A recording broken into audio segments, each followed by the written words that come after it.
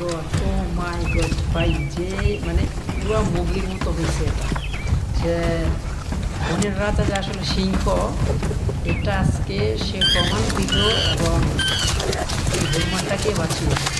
ঠিক আছে, এটা আজকে প্রমাণ দিল বিজয় রাজা।